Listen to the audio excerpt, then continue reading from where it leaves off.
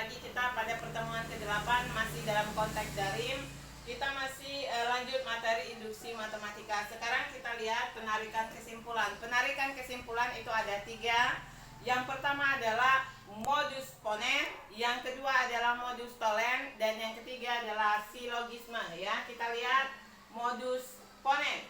Misalkan pernyataan P implikasi Q, ini premis yang pertama, premis yang keduanya adalah P, maka bisa kita tarik kesimpulannya adalah P sama P ini sama, berarti tinggal Q. Ya, itu adalah modus ponens. Yang kedua modus tollens. Kalau modus tollens, premis yang pertama kita misalkan P implikasi Q, premis yang keduanya adalah negasi Q. Ini Q-nya sama, kita tarik kesimpulannya, berarti tinggal negasi P. Kemudian kalau silogisme, premis yang pertama P implikasi Q, kemudian Q implikasi R, maka bisa kita tarik kesimpulannya adalah ini habis Q-nya, berarti P implikasi R. Itu implikasinya ya, kesimpulannya. Di sini ada contoh, diketahui premis-premis berikut. Yang pertama, jika Budi rajin belajar maka ia akan pintar ya, maka ia akan pandai ya, akan pandai. Yang kedua, jika Budi pandai maka ia akan lulus ujian. Yang ketiga, Budi tidak lulus ujian. Jadi bisa kita lihat P-nya di sini adalah Budi rajin belajar. Kemudian Q-nya adalah Budi pandai. Budi akan pandai atau Budi pandai. Yang ketiga Budi pandai ya, Budi pandai. Kemudian yang kata-kata yang lain, Budi ia akan lulus ujian, berarti Q-nya adalah R ya. R-nya adalah Budi lulus ujian. Budi lulus ujian. Kemudian di sini ada tidak lulus ujian, berarti negasi Q. Bisa kita buat premisnya yang pertama jika Budi rajin. Budi rajin, berarti Budi rajin P, maka implikasi ia akan pandai, berarti Q.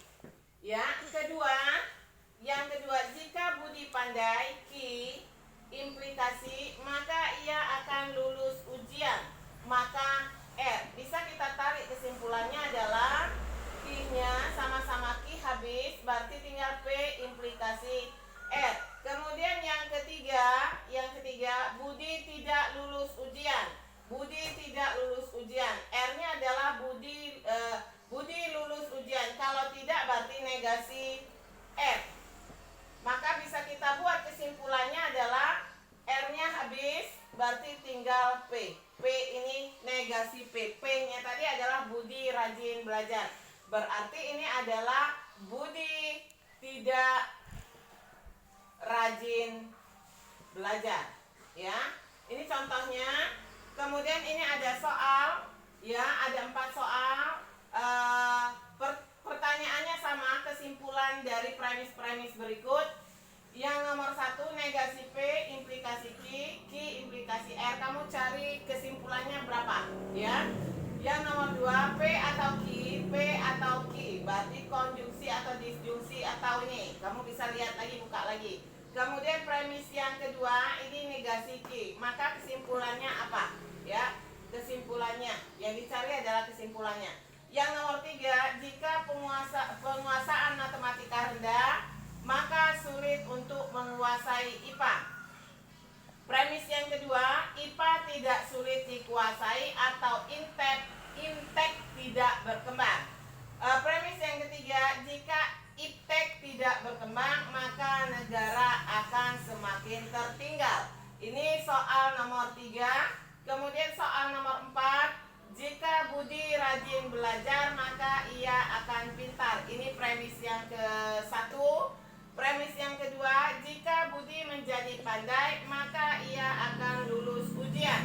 Yang ketiga, Budi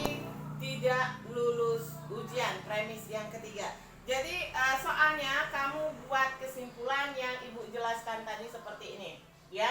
Untuk poin yang 1 dan 2, langkahnya langsung ke sini, ya. Untuk nomor 3 dan 4 kamu buat dulu yang mana P, Q, dan R-nya, ya. Itu saja anak-anak untuk pertemuan yang ke-8, ya. Ibu akhiri, wassalamualaikum warahmatullahi wabarakatuh. Selamat mengerjakan.